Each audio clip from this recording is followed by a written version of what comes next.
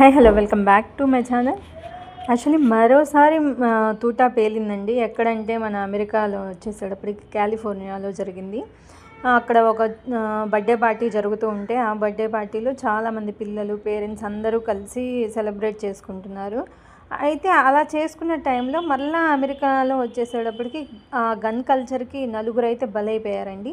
అందులోనూ 10 మందికి అయితే పైగా ఎక్కువ మందికి గాయాలైతే జరిగినాయి. ఈ మృతుల్లో ఎక్కువ శాతం పిల్లలే ఉన్నట్లు తెలుస్తుందన్నమాట.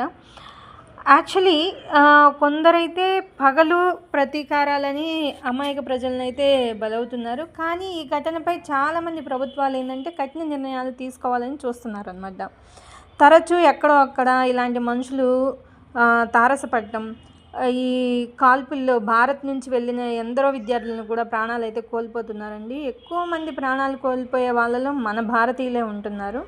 తాజాగా కాలిఫోర్నియాలో కూడా ఇదైతే జరిగింది. కానీ ఇక్కడ అమాయక ప్రజలే బలవుతున్నారండి. నలుగురైతే వాళ్ళ ప్రాణాలను అయితే కోల్పోయారు. మరో కొంతమంది అయితే గాయపడ్డారు.